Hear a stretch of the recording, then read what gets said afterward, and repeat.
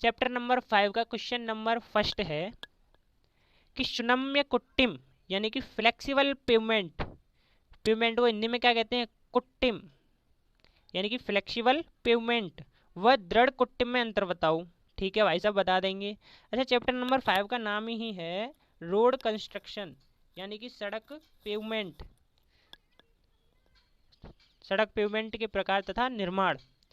अच्छा, दूसरा क्वेश्चन क्या कह रहा है कि कंक्रीट सड़कों के निर्माण में निहित, कंक्रीट सड़कों के निर्माण में निहित विभिन्न संक्रियाओं को स्पष्ट करो। तीसरा क्वेश्चन है हाईवे सबग्रेड के रूप में सोइल के प्रकार बताइए।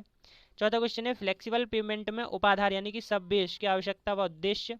पांचवा क्वेश्चन है कि जलबद्ध मेडिकल सड़क यानी कि डब्ल्यू रोड के निर्माण का विस्तार से वर्णन करो। और छठवा क्वेश्चन है मृदा के स्थायीकरण यानी कि सोइल स्टेबलाइजेशन से आप क्या समझते हैं, इसकी मुख्य विधियों पर प्रकाश डालिए। 6 क्वेश्चन है आपके इंपॉर्टेंट, तो आइए जल्दी जल्दी से बारी बारी से इनको 6 के आंसर देख लेते हैं। ठीक है, तो भाई साहब क्वेश्चन नंबर पहले का आंसर है ये कि नम्य पेमेंट तथा दृढ़ पेमेंट में क्या अंतर है। ये अंतर जो है ना वो बहुत ही सरल है, इजी लैंग्वेज में लिखे हैं, आपको इजीली याद हो जाएंगे। क्या है भाई, नम्य पेमेंट क्या होता है, यह अनेक परतों में बनाया जाता है। नम्य पेमेंट, देखो पेमेंट क्या होता है, सड़क का जो काला काला भाग होता है ना वो सारा पेमेंट कहलाता है। ठीक है, नम्य पेमेंट और दृढ़ पेमेंट, नम्य पेमेंट में फ्लेक्सिबल पेमेंट आता है जिसमें क्या होता है कि यह अनेक परतों में बनाया जाता है। और दृढ़ पेमेंट क्या होता है, यह केवल एक ही परत में बनाया जाता है। दूसरा पॉइंट है इसकी जल रोधक क्षमता कम होती है, पानी को रोकने की जो क्षमता है वो नम्य पेमेंट की कम होती है। अब देखो भाई, कोई भी आदमी नम्य है यानी कि सरल है, नम्र है, तो वो कैसा होगा, सुशील, सीधा होगा। भाई कोई आए जाए, पानी आए, आंधी आए, तूफान आए, उसको कोई मतलब नहीं, तो आ जा भाई आ जा, मैं रोकूंगा नहीं तुझे। तो नम्य पेमेंट क्या होता है, वो जल को रोकता नहीं है भाई साहब, आ जा तुझे जितना आना है मैं सब एडजस्ट कर लूँगा। लेकिन दृढ़ पेमेंट क्या होता है कि इसकी जल रोधक क्षमता अधिक होती है, यानी कि भाई साहब ये किसी को अंदर नहीं आने देता, ये तो अपनी बात पे अटल है, कोई भी अंदर नहीं आएगा, चाहे आंधी हो, जल हो, तूफान हो, कोई भी अंदर नहीं आएगा। ठीक है, तो इससे याद रख लेना कि दृढ़ पेमेंट में क्या होता है, जल रोधक क्षमता अधिक यानी कि ये जल को अंदर नहीं आने देता है। नम्य पेमेंट में क्या होता है कि यह जल को अंदर आने देता है या इसकी जल रोधक क्षमता कम होती है। ठीक है, ओके। तीसरा पॉइंट देखते हैं कि इसकी आयु सीमा 5 वर्ष होती है, बेचारा 5 वर्ष बाद मर जाता है, मर जाता नहीं है मतलब 5 वर्ष बाद ये डैमेज हो जाता है। दृढ़ पेमेंट में क्या होता है कि इसकी आयु सीमा 30 वर्ष होती है। भाई साहब ये तो अमर हो गया, 30 वर्ष, बताओ इससे 6 गुना, समझ रहे हो। तो आप यहाँ से अंदाजा लगा सकते हो कि कौन सा पेमेंट बढ़िया है, दृढ़ वाला या नम्य वाला। पांचवा पॉइंट क्या है कि इसकी निर्माण लागत सामान्य होती है। निर्माण लागत मतलब जब इसको बनाया जाता है तो इसमें जितना खर्चा होता है वो सामान्य होता है, ना ज़्यादा कम ना ज़्यादा ज़्यादा। और दृढ़ पेमेंट में क्या होता है कि इसकी निर्माण लागत अधिक होती है, किससे, नम्य पेमेंट से। अब भाई कोई भी चीज़ कठोर है तो उसका भाई प्राइस तो जानते हो आप हाई होगा, उसकी निर्माण लागत कैसी होती है, अधिक होती है। दूसरा क्वेश्चन देख लेते हैं कि कंक्रीट सड़कों के निर्माण, क्वेश्चन नंबर दूसरा क्या था उसमें, अच्छा यही था कि कंक्रीट सड़कों के निर्माण में निहित विभिन्न संक्रियाओं को स्पष्ट कीजिए। तो आ जाओ भाई, इसमें भी मैंने सिर्फ पॉइंट लिखे हैं, आपको ये बड़े बड़े करके एग्जाम में लिखने हैं, सही है। ठीक है भाई, तो हेडिंग बना ली है मैंने कि कंक्रीट सड़कों का निर्माण। इसके नीचे लिखा है कि इसकी सड़क अच्छी, मजबूत, टिकाऊ मानी जाती है। जो कंक्रीट सड़कें बनाई जाती हैं वो कैसी होती हैं, अच्छी होती हैं, चिकनी होती हैं, मजबूत होती हैं, टिकाऊ होती हैं। इसलिए इसका निर्माण निम्न चरणों में किया जाता है। सबसे पहले देखो क्या करोगे, कहीं पे आपको सड़क बनानी है, सही है, तो सबसे पहला काम आपको करना है कि वहाँ पे सब ग्रेड तैयार करना है, यानी कि उसका अधिस्तर तैयार करना है। ठीक है, अधिस्तर का मतलब है जितनी भी जगह ऊंची नीची है उसको पहले लेवल में करो, मिट्टी डालो, कुछ भी बालू वालू कुछ भी डालो, पहले उसका सब ग्रेड तैयार करो। और उसके बाद में तख्ताबंदी करनी है, उसके जो किनारों पे तख्ताबंदी करनी है। ठीक है, उसके बाद में आधार को गीला करना, जो भी आपने बेस बनाया है उसको पानी से गीला करो। फिर उसके बाद में चौथा पॉइंट है कि अनुप्रस्थ जोड़ लगाना। उसके बाद में कंक्रीट तैयार करना व बिछाना, कंक्रीट को तैयार करो फिर उसके बाद में डालो। उसके बाद में है कंक्रीट की कुटाई करना, डालने के बाद कुटाई करनी है भाई साहब। सातवां पॉइंट क्या है कि तराई करना, तराई करो, फिर किनाराबंदी करो। और नौवां है वाहन के लिए खोलना। भाई सब काम हो गया तो वाहन के लिए तो वो खुलना ही है। ठीक है, तो ऐसे आपके जो है क्या होता है, हाँ, कि कंक्रीट सड़कों का निर्माण किया जाता है। ठीक है, तीसरा देख लेते हैं, तीसरा क्वेश्चन का आंसर। तीसरा क्वेश्चन था हमारा सबग्रेड से संबंधित कि हाईवे सबग्रेड के रूप में सोइल यानी मिट्टी के कार्य बताइए। देखो सबग्रेड मैंने बताया था आपको, अधिस्तर, उसमें मिट्टी के क्या कार्य होते हैं? सड़क निर्माण में उपयुक्त अधिस्तर के लिए मृदा की धारण क्षमता कम नहीं होनी चाहिए। यह मिट्टी या मृदा सामर्थ्यवान होनी चाहिए। यदि इस मृदा की धारण क्षमता कम है तो खाई की चौड़ाई प्यूमेंट की चौड़ाई से 30 सेंटीमीटर अधिक और गहराई आधार काले के बराबर रखनी चाहिए। आधार काले नहीं, आधार काल होगा यहाँ पे, आधार काल के बराबर रखनी चाहिए। ठीक है, समझ में आ गया नहीं आया भाई? कि सड़क निर्माण में उपयुक्त अधिस्तर के लिए जो मिट्टी है उसकी धारण क्षमता कम नहीं होनी चाहिए। ठीक है, वो सामर्थ्यवान होनी चाहिए, यानी कि मजबूत होनी चाहिए, टिकाऊ होनी चाहिए, इसमें कोई भी प्रकार का कोई भी दोष नहीं होना चाहिए। ठीक है, तो आप लोगों ने क्वेश्चन नंबर तीसरे का आंसर देख लिया। और भाई ये तो मैंने छोटा सा लिखा है यार, आप चाहो तो इसको बहुत बड़ा लिख देना एग्जाम में, ये तो लिखना ही है आपको, लेकिन उसके बाद में भी आपको बहुत बड़ा लिखना है जिससे कि आपको नंबर सही से मिल सके। अगला क्वेश्चन देखते हैं हम, क्वेश्चन नंबर 4 कि अध आधार यानी कि सब बेस। क्वेश्चन नंबर कौन सा था? 4। ये था फ्लेक्सिबल पेमेंट में उपाधार यानी कि सब बेस की आवश्यकता व उद्देश्य बताइए। ठीक है भाई, सब बेस क्या होते हैं? देखो, जब अधिस्तर कमजोर हो जाता है तो अधिस्तर के ऊपर 75 सेंटीमीटर मोटी रेत की परत बिछाई जाती है जो अध आधार कहलाती है। समझ में आया? अध आधार क्या होता है? जब अधिस्तर कमजोर हो जाता है, देखो भाई दुनिया में हर एक चीज़ का दोष होता है। अब जरूरी नहीं आपने जो अधिस्तर बनाया है वो मजबूती हो, कभी कभार कमजोर भी तो हो सकता है। तो उस केस में हमको क्या करना है कि उसके ऊपर 75 सेंटीमीटर मोटी रेत की परत डालनी है। अब जो 75 सेंटीमीटर मोटी रेत की परत डालोगे वही आपका कहलाएगी क्या? अध आधार कहलाएगी। सही है, जो अध आधार कहलाती है। यह निम्न उद्देश्यों के लिए बनाई जाती है। अब देखो, जब आपने आधार डाला है, सब बेस डाला है, तो उसके क्या क्या पर्पज हो सकते हैं, क्या क्या उद्देश्य हो सकते हैं, वो नहीं लिख सकते हो आप। पहला है केश तत्व समाप्त करना, नीचे वाला जो अधिस्तर था उसका। दूसरा है कंक्रीट स्लैब को सुदृढ़ आधार मिल जाए। ठीक है। तीसरा, इसे बनाकर कंक्रीट स्लैब की मोटाई कम की जा सकती है। हाँ, ये भी इसका एक उद्देश्य हो सकता है। अगला देखते हैं हम आंसर नंबर 5 की जलबद्ध मैकेडम सड़कें यानी कि WBM गाड़ी, WBM रोड के निर्माण का विस्तार से वर्णन करो। ठीक है, आंसर नंबर 5 है जलबद्ध मैकेडम सड़कें यानी कि WBM रोड। अच्छा जी, चलिए देख लेते हैं। ये देखो WBM रोड, इसमें आपको मैंने डायग्राम भी बना दिया है। ये मान लेते हैं ये क्या है? अध आधार है, अध आधार है ये वाला, ये कर्व है कोई, ये बीम है। ठीक है, ये बीम है, आपको जो है ऐसे बना देना है। उसके बाद में आपकी ये कंक्रीट डली हुई है यहाँ पे, और ऊपर क्या है? ये पेवमेंट है, ये ऊपर वाला क्या है? पेवमेंट। ठीक है, इसमें नीचे क्या लिखा हुआ है कि अनियमित आकार की गिट्टी को एक दूसरे से सटाकर एक पिंड के रूप में बांधने की प्रक्रिया को जलबद्ध कहते हैं। फिर से पढ़ो भाई दोबारा से, अनियमित आकार की गिट्टी को एक दूसरे से सटाकर एक पिंड के रूप में बांधने की प्रक्रिया को जलबद्ध मैकेडम कहते हैं। अनियमित आकार की गिट्टी तो अनियमित आकार की होती है, कोई गोल, कोई चपटी, कोई कैसी भी, उसका कोई शेप तो नहीं होता। तो ये बोला है कि अनियमित आकार की गिट्टियों को एक दूसरे से सटाकर यानी कि चिपकाकर एक पिंड के रूप में बांधने की प्रक्रिया क्या कहलाती है? WBM कहलाती है, यानी कि जलबद्ध मैकेडम। ठीक है, अब इसी गिट्टी से जो बने रोड होते हैं उनको बोलते हैं हम जलबद्ध मैकेडम रोड, WBM रोड। इसके लिए आपको कौन कौन सी सामग्री चाहिए? इसमें लिखा हुआ है कि WBM सड़कों के लिए सामग्री, पहला पत्थर की गिट्टी होनी चाहिए, रोड पत्थर की गिट्टी, हाँ जी, रोड नोटल होनी चाहिए। देन उसके बाद में है आपका दूसरा है छानन यानी कि स्टोन स्क्रीनिंग, ये सामग्री होनी चाहिए।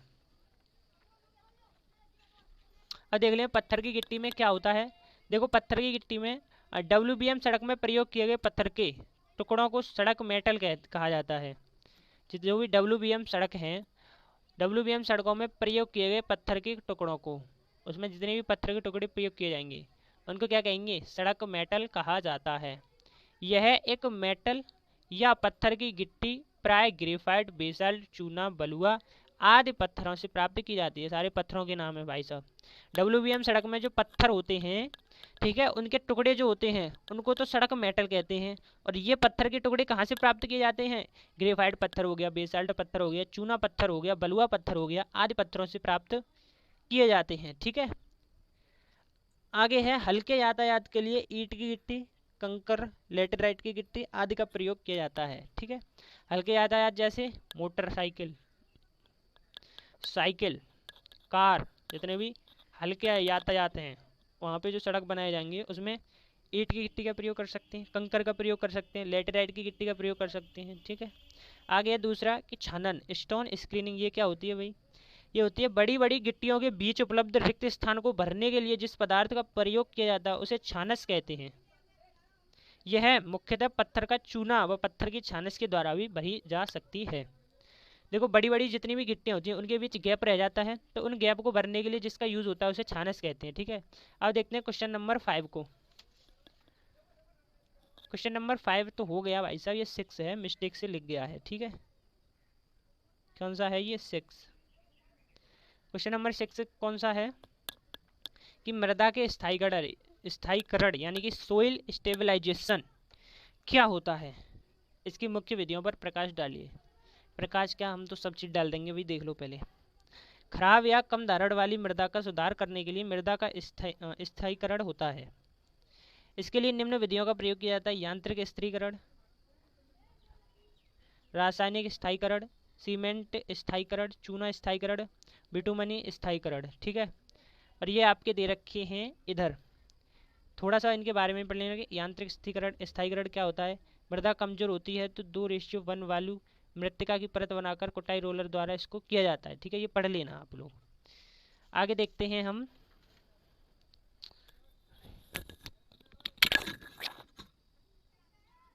चैप्टर नंबर 6 को। चैप्टर नंबर 6 है आपका पहाड़ी सड़कें यानी कि हिल रोड्स। पहला क्वेश्चन है इसमें इंपॉर्टेंट कि आप अंशतः कटाई में पार्टली इन कट तथा अंशतः भराई में पार्टली इन फिलिंग प्रतिनिधि पहाड़ी सड़क की प्रतिनिधिक अनुप्रस्थ काट का चित्र बनाइए तथा विवरण भी दीजिए, पार्टली इन कट में और पार्टली इन फिलिंग में। क्वेश्चन नंबर दूसरा है, इसमें 2 ही क्वेश्चन है इंपॉर्टेंट। पहला बता दिया मैंने आपको, दूसरा देख लो। दूसरा है भूस्खलन यानी कि लैंडस्लाइड के कारण बचाव तथा नियंत्रण के उपाय की विवेचना कीजिए। चलिए इसमें पहले का आंसर देख लेते हैं, पहले का आंसर देखते हैं। ठीक है, तो पहला क्वेश्चन था हमारा कि अंशतः कटाई में और पार्टली इन फिलिंग यानी कि पार्टली इन कट और पार्टली इन फिलिंग में अंतर। प्रतिनिधि पहाड़ी सड़क की प्रतिनिधिक अनुप्रस्थ काट का चित्र बनाइए और विवरण भी दीजिए। ठीक है, तो इसका आंसर देख लेते हैं हम। इसका आंसर कहाँ है भाई? है ये क्या, इसका आंसर नहीं लिखा गया है भाई साहब? चलिए इसका आंसर आप लोग खुद से लिख लेना, मॉडल में है होगा इसका आंसर, उसमें से देख के लिख लेना। इस क्वेश्चन का स्क्रीनशॉट ले लो आप एक बार, और इसका आंसर आप खुद से भी तैयार कर लेना भाई, खुद से कुछ तो कर लिया करो, कोई बात नहीं। क्वेश्चन नंबर दूसरे का देख लेते हैं आंसर। चलिए क्वेश्चन नंबर दूसरा है कि भूस्खलन क्या होता है। देखो जब पहाड़ी सड़कें अपनी मूल स्थिति से खिसक जाएं तथा ऊपरी पहाड़ी का मलबा आकर या टूटकर सड़क पर गिर जाता है तो यह भूस्खलन कहलाता है। ठीक है, भूस्खलन के कारण क्या क्या हो सकते हैं? तेज धूप, भारी वर्षा, हिमपात यानी कि बर्फ गिरना, तूफान, ताप परिवर्तन के कारण कच्ची चट्टानें चटक जाती हैं, टूटती हैं व बिखरती हैं। भूकंप के झटके से चट्टानों का टूटना, पानी के चट्टानों की दरारों में घुसना जिससे चट्टानें टूट जाती हैं, ये सब इसके कारण हैं। ठीक है,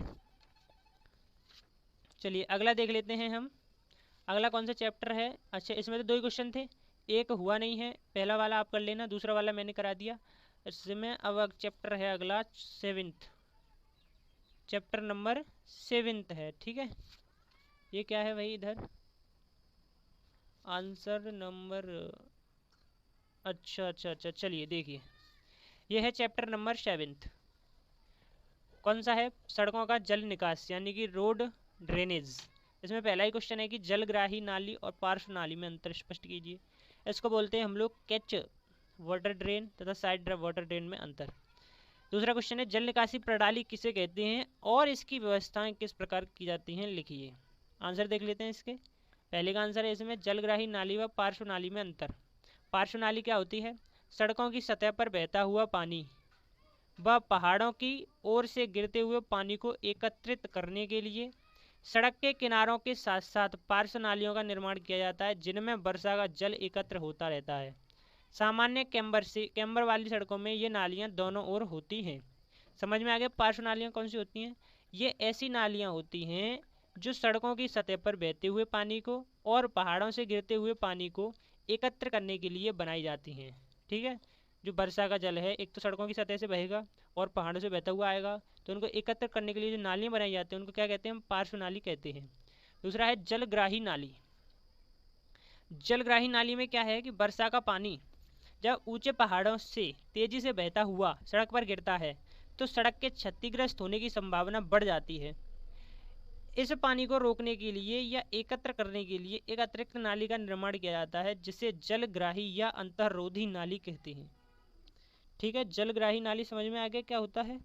चलिए आगे देख लेते हैं क्वेश्चन नंबर दूसरे के आंसर को। क्वेश्चन नंबर दूसरे का आंसर ये है इधर। जल निकासी प्रणाली। देखो, सामान्यतः जब वर्षा का जल सड़क पर बिना किसी जल निकासी साधन के कारण एकत्रित हो जाता है तो सड़कों के क्षतिग्रस्त होने की संभावना बढ़ जाती है, जैसा कि पीछे बताया मैंने। और यह समस्या तो पहाड़ी क्षेत्रों में बहुत ज़्यादा देखने को मिलती है, जिसके कारण वहां आने जाने वाली जनता को हर वक्त खतरा बना रहता है। तो इस समस्या के समाधान के लिए जल निकासी के लिए जिस प्रणाली का प्रयोग किया जाता है उसे हेडिंग कहते हैं। एच का मतलब है हेडिंग, यानी जल निकासी प्रणाली कहते हैं।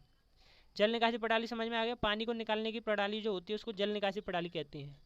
ठीक है, अब इससे क्या क्या नुकसान हो सकते हैं, यह क्यों खतरनाक है वो लिख देना, नीचे लिख देना कि अतः इस प्रकार पहाड़ी क्षेत्रों में जल या वर्षा के जल को निकालने की जो प्रणाली होती है उसको जल निकासी प्रणाली कहते हैं। कुछ मुख्यतः प्रणाली निम्नवत उल्लेखित हैं। पहला है पहाड़ी सड़कों की जल निकासी। पहाड़ी सड़कों पर अगर जल भर जाए तो उसको कैसे निकालेंगे? इसमें देखते हैं आप, पहाड़ी सड़कों की जल निकासी के लिए निम्न व्यवस्थाएं अपनाई जाती हैं। पहला, पार्श्व नालियों का निर्माण, जलग्राही नालियों का निर्माण, अनुप्रस्थ नालियों का निर्माण।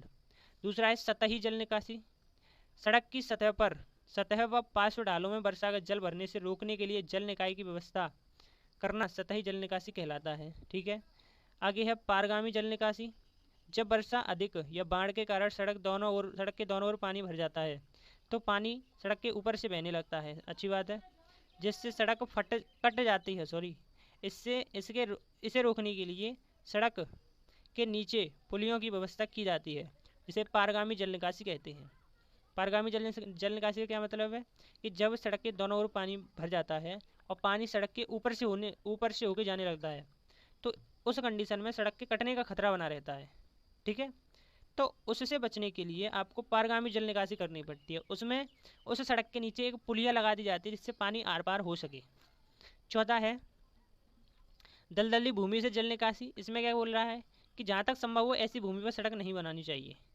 जहाँ पर दलदली भूमि हो वहाँ पे सड़क बनाने का तो कोई मतलब ही नहीं बनता भाई, क्या करेंगे वहाँ पर सड़क बना के। ठीक है, चलिए अब देख लेते हैं अगला चैप्टर। इसमें तो 2 ही क्वेश्चन थे, अब कौन सा चैप्टर आएगा? Chapter number 8। चैप्टर नंबर 8 ये रहा। ठीक है, चैप्टर नंबर 8 ये है। ठीक है, अच्छा इससे पहले आपको मैं ये बताना भूल गया, ये चैप्टर नंबर 7 का जो भूस्खलन वाला था उसकी रोकथाम के उपाय लिखे हुए हैं यहाँ पे। ठीक है, भूस्खलन तो पढ़ लिया था हमने कि भूस्खलन क्या होता है, इसके कारण भी पढ़ लिए थे, लेकिन रोकथाम नहीं पढ़ पाए थे। देखो, इसमें पहला है कि पहाड़ी क्षेत्रों में बनी सड़कों की जल निकास में सुधार करना। दूसरा है पहाड़ी पर घना जंगल लगाना चाहिए ताकि मृदा अपरदन ना हो, यानी कि मृदा का मिट्टी का जो कटान है वो ना हो सके। तीसरा, सर्वेक्षण के द्वारा चट्टानों की आंतरिक संरचना में परतों, छिद्रों व अन्य दोषों का पता लगाना चाहिए। ठीक है, चौथा, पहाड़ों की सड़कों को चपटी ढाल देनी चाहिए। देखो तीसरे में क्या कह रहा है कि चट्टानों की जो आंतरिक संरचना है उसकी जो परत है उसमें छिद्रों का या अन्य कोई रोग तो नहीं है, अन्य कोई कमजोरी तो नहीं है उनमें, उसका पता लगा लेना चाहिए पहले ही, तब वहाँ पे सड़क का निर्माण हो।